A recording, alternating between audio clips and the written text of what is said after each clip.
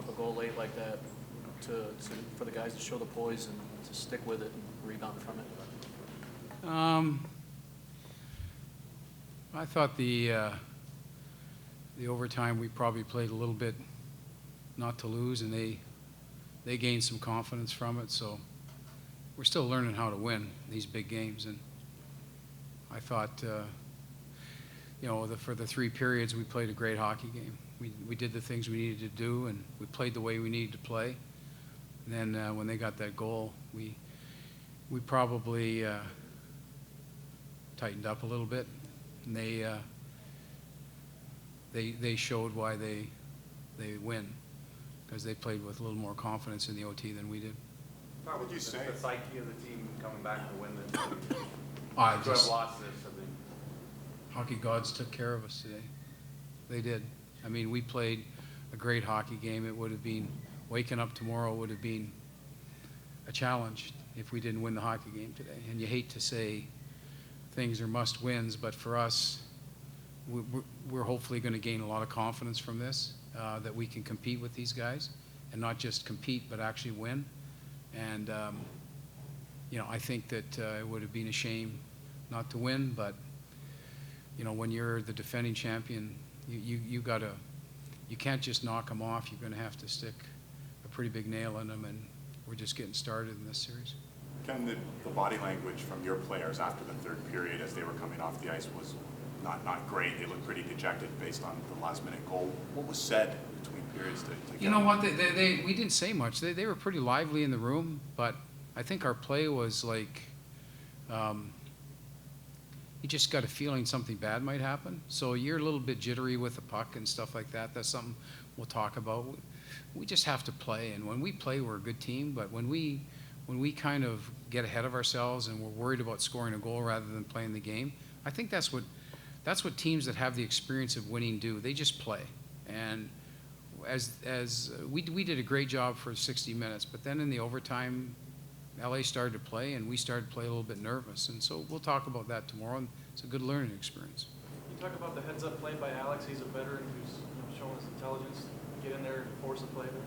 Yeah, he rerouted himself on the forecheck, and it's just such an emotional swing. You're down, you're figuring out who's going to kill 4-minute penalty, and next thing game's over. I think that's what leaders do. He has really stepped up in the last month on this hockey club, and he's really stepped up his game, and he's stepped up his personality on the team, and he knew he had to step up today. He played a great hockey game.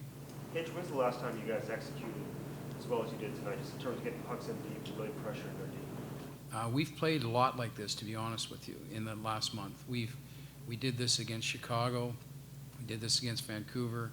We did this in Mini twice. We've played a lot like this. Like, maybe not as physical or as emotional. That's what playoffs are. But we've been playing at least every second game like this for over a month now. This is the way we've been playing, and that's why when I said to you folks, we're confident that we're playing as well as we've played all year. We're playing that way right now. And all that does is give us an overtime win. That's how good the hockey club we're playing against is. And so we're going to have to find a way to keep getting better and better as this series moves on, because we know that in that room they will. You don't want to put too much in one game, Mitch, but that team had never been behind in a series once last spring. So you've just done something new for that group, at least. How important is it to have this start? I think it's more for us. From our standpoint, we needed to talk about something other than coming close. We needed to start talking about here's how you win. And you can only go to that well so many times where the players stop believing. And, we gave a big push today, and we're rewarded for it. So we've got something to draw on. We've got some experience now to draw on. But if you keep going to the well about knocking on the door, I think they stopped listening after a while, Pierre. So for me, we've got something to sell tomorrow morning, and hopefully we come back with a similar effort. Hitch, after the third, you mentioned the players were lively. They said they were looking ahead. Did you lament all those chances you had that you couldn't take advantage of one of them? No, you know what? I coached Eddie Belfour, and I've seen this act before. He's a great goalie.